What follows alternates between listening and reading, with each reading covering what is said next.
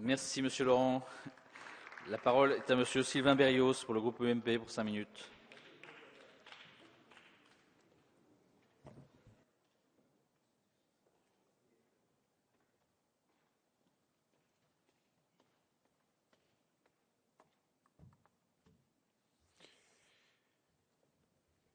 Monsieur le Président, Madame la Ministre, chers collègues, le gouvernement a donc souhaité soumettre au Parlement un projet de loi autorisant à légiférer par ordonnance afin de permettre de réduire les délais de réalisation des projets de construction de logements. Dans ce projet de loi, un certain nombre de dispositions me paraît pertinent. Ainsi, les conditions dans lesquelles les droits de recours s'exercent aujourd'hui, ouvrant parfois la voie à des dérives qui peuvent confiner à du chantage au permis de construire, voire à de l'extorsion de fonds, nécessitent une action déterminée et toutes les mesures tendant à accélérer les traitements de recours et à imposer des sanctions fortes vont manifestement dans le bon sens.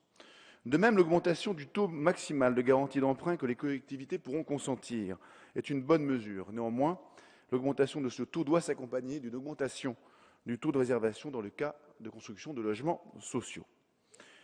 Concernant la création d'un statut spécifique visant à favoriser le développement des logements intermédiaires dans un cadre conventionnel pouvant être intégré au PLH des communes, il s'agit d'une voie intéressante dans le parcours résidentiel qu'ont les Français ont à emprunter.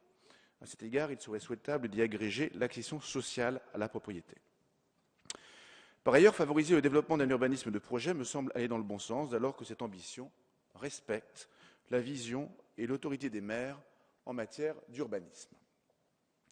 En ce qui concerne le stationnement, il n'est ni raisonnable ni acceptable de transférer sur les communes, c'est-à-dire le contribuable, la charge de réaliser les stationnements nécessaires aux habitants de logements nouvellement créés, dont les aménageurs et autres promoteurs auront été exonérés. En revanche, ce projet de loi ne me paraît pas satisfaisant pour 3 raisons. Tout d'abord, vous invoquez une urgence qui, si elle est réelle, se relève incongrue sans réflexion plus approfondie sur la politique de logement en général. Or, cette discussion ne sera portée devant le Parlement qu'au plus tôt au mois de juillet. À 7 semaines près, n'aurait-il pas été plus cohérent et plus pertinent de légiférer sur les modalités opérationnelles à la lumière d'une vision stratégique pour le logement?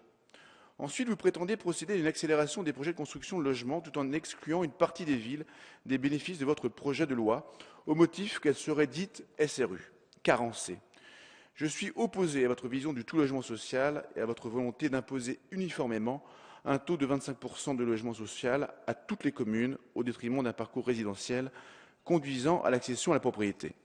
Il en va également de votre politique de critérisation qui est discriminante et contraire aux règles d'équité consubstantielles à toute loi de la République.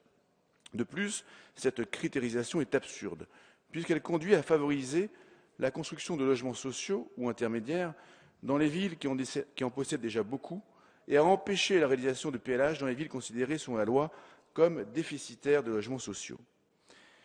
Il est tout aussi inepte de vouloir financer toujours plus de logements sociaux dans des villes qui atteignent parfois un taux de plus de 60% que d'empêcher le financement dans les villes ayant moins de 25% de logements sociaux.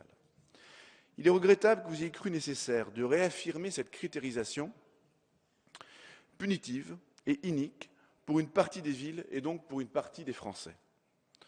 Enfin, votre projet de loi est guidé par l'idée de densifier toujours plus les départements et les villes, qui déjà subissent une densité bien supérieure à la moyenne nationale. C'est notamment le cas des départements de la petite couronne parisienne. Il semblerait que vous n'ayez rien retenu des erreurs des années 60 où, dans l'urgence, des décisions de densification à tout va ont conduit à un urbanisme torturé, inadapté, dont les grandes métropoles et leurs habitants souffrent chaque jour. En affichant votre volonté de densifier dans les zones déjà considérées par vous-même comme des zones urbaines à forte densification, vous renoncez à rechercher une harmonie entre le développement urbain et l'espace géographique dans lequel il s'inscrit. Vous acceptez la concentration d'emplois dans certaines zones et la concentration de logements dans d'autres zones, sans souci de rééquilibrage. Vous renoncez à une politique de transport audacieuse, source de développement économique et d'aménagement du territoire. L'urbanisme, ce ne peut pas être une volonté d'empiler des logements au détriment du cadre de la qualité de vie, sans souci de l'histoire, de la géographie, de l'environnement économique et social des territoires. Je suis opposé à votre volonté de densifier aveuglément par ordonnance. C'est pourquoi je voterai contre ce projet de loi.